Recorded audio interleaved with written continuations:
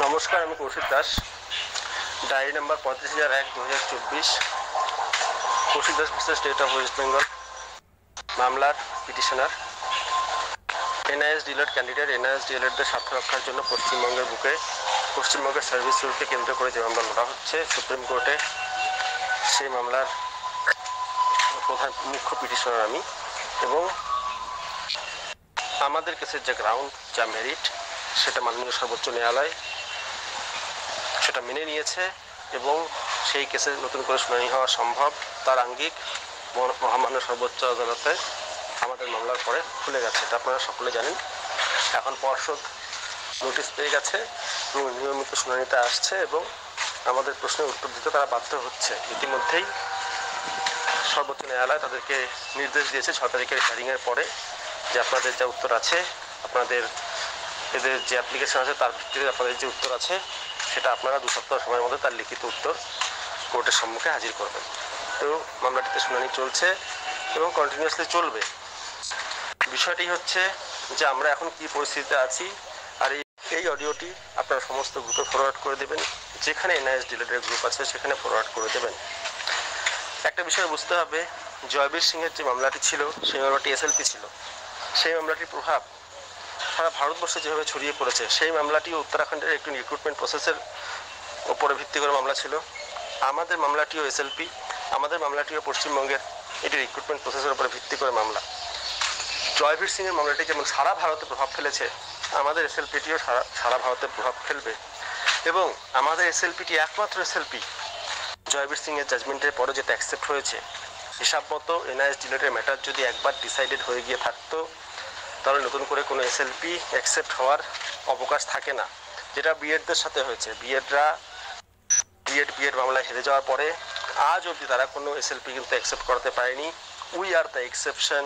West Bengal NIS DElEd team is the exception, যারা one and only SLP Supreme Court accept করিয়েছে একবার মামলার রায় আসার পরেও। এটা কেন হয়েছে? সর্বপ্রথম বুঝতে হবে যে উত্তরাখণ্ডের যে কেস গ্রাউন্ড আছে সেখানে ভুল ত্রুটি রয়েছে এবং আমাদের যে কেস গ্রাউন্ড আমরা তৈরি করেছি সেটা সম্পূর্ণ নতুন আঙ্গিকে। না আমরা ত্রিপুরা হাইকোর্ট, না পাটনা হাইকোর্ট, এই সমস্ত কিছুর উপর নির্ভরতা ছেড়ে, তারপর রিকগনিশন অর্ডার, এই সমস্ত পাতি ডকুমেন্ট যেগুলো রয়েছে সেগুলোর উপর নির্ভরশীলতা ছেড়ে আমরা একদম সম্পূর্ণ নতুন আঙ্গিকে সব স্ট্যাচুটারি রেগুলেশন, সংবিধান, আরটিই, এনসিটি অ্যাক্ট, তারপরে মিনিমাম কোয়ালিফিকেশন, নোটিফিকেশন, এই সমস্ত কিছুকে হাতিয়ার করে, যেগুলো স্ট্যাচুটারি রেগুলেশন, যেগুলোকে অস্বীকার করার ক্ষমতা সুপ্রিম কোর্টেরও নেই, সেই রেগুলেশনগুলোকে হাতিয়ার করে আমরা সম্পূর্ণ নতুন অঙ্গিকে কেসের মেরিট তৈরি করেছি, কেসের গ্রাউন্ড তৈরি করেছি, যার ফলেই একমাত্র we are the exception, only and one exception, যে একবার এনআইএস ডিএলএডের একটা এসএলপি ডিসাইডেড হওয়ার পরেও আমাদের কিন্তু নতুন এসএলপি অ্যাকসেপ্টেড হয়েছে। এখানে বুঝতে হবে যে আমাদের কেসের গ্রাউন্ড যদি সম্পূর্ণ আলাদা না হতো তাহলে জয়বীর সিংয়ের কেসের থেকে, তাহলে আমাদের এই মামলাটা কিন্তু অ্যাকসেপ্ট হওয়ার কোনো জায়গা ছিল না। সুপ্রিম কোর্টের কিন্তু একই ম্যাটার দুটো আলাদা আলাদা বেঞ্চে শুনানি হয় না, যেহেতু আমাদের ম্যাটারটা আলাদা সেহেতু অ্যাকসেপ্ট হয়েছে। এবং আমরা যেভাবে গ্রাউন্ড তৈরি করেছি এতে জয় আসলে সারা ভারতে এনআইএস ডিএলএড উপকৃত হবে।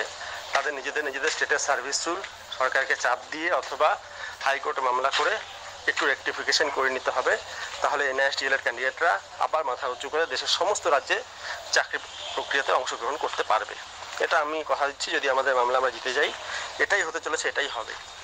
কিন্তু মামলাটা জিততে কী করতে হবে? মামলাটা জিততে আমাদের সিনিয়র অ্যাডভোকেট দিয়ে হিয়ারিং করাতে হবে। আমরা বিগত 6 তারিখে হিয়ারিংয়ে পর্ষদের যেরকম ভাবমূর্তি দেখেছি, পর্ষদ উঠে পড়ে লেগেছে, মরিয়া হয়ে লেগেছে কোর্টকে কোনোরকমভাবে ভুল বুঝিয়ে আমাদের মামলাটি ডিসমিস করানোর জন্য। কিন্তু এটা আমরা তো আর হতে দিতে পারি না। এতদূর লড়াই করেছি, সিঙ্গেল বেঞ্চ, ডাবল বেঞ্চ, প্রথম এসএলপি, এখন সেকেন্ড এসএলপি চলছে। এতদূর লড়াই করেছি তো শুধু পর্ষদকে ফাঁকা মাঠে গোল দিয়ে ছেড়ে দেওয়ার জন্য নয়। আমরা প্রাথমিকভাবে ভেবেছিলাম আমরা যে ডাইরেকশন এর জন্য অ্যাপ্লিকেশন ফাইল করেছি, মানে ইন্টারিম রিলিফের জন্য, সেই রিলিফের অ্যাপ্লিকেশনটি আমরা মীনাক্ষী আরোরা ম্যাডামকে দিয়ে আর্গুমেন্ট করাবো। কিন্তু 6 তারিখে পর্ষদের যে ভাবমূর্তি দেখেছি, যার রুদ্রমূর্তি আমরা দেখেছি, আমাদের প্রতি যে তাদের মানে ক্ষোভ, তাদের যে ঘৃণা দেখেছি পর্ষদের উকিলের চোখে, পর্ষদ কোনোভাবেই চাইছে না যে তাদের এই 9,000 জনের যে 9,500 জনের যে প্যানেল, সেই প্যানেল কোনোভাবেই কাটাছেড়া আর হোক। তারা কোনোভাবেই আমাদের কোনো রকম জায়গা ছেড়ে দিতে চাইছে না। তো এই মুহূর্তে আমাদের দরকার যে পর্ষদের উকিলের সামনে দাঁত ভাঙা মুখ ভাঙা জবাব দিতে পারবে সেরকম উকিল রাখা। তাই আমরা মনে মনে স্থির করেছি যে ভালো অ্যাডভোকেট যারা 20-22 মামলা লড়ছে, যেমন পাটোয়ালিয়া স্যার, ওনার পশ্চিমবঙ্গের সার্ভিস রুল সম্পর্কেও দারুণ ধারণা হয়ে গেছে, কারণ সে 20-22 মামলাটি কন্টিনিউয়াস লড়ে যাচ্ছে, তাকে খুব বেশি কিছু ম্যাটারটা বোঝাতে হবে না। তো এবং পর্ষদের আইনজীবীকে কীভাবে দাঁত ভাঙা জবাব দিতে হয় সেটা পাটোয়ালিয়া স্যার ভালো করে জানে, এবং আমি কন্টিনিউয়াসলি ওনার আর্গুমেন্ট ফলো করেছি। দারুণ বলে উনি, এবং কোর্ট তাতে প্রভাবিত হয়ও। তো আমরা চেষ্টা করছি যে পাটোয়ালিয়া স্যারকে দিয়ে যেন আমরা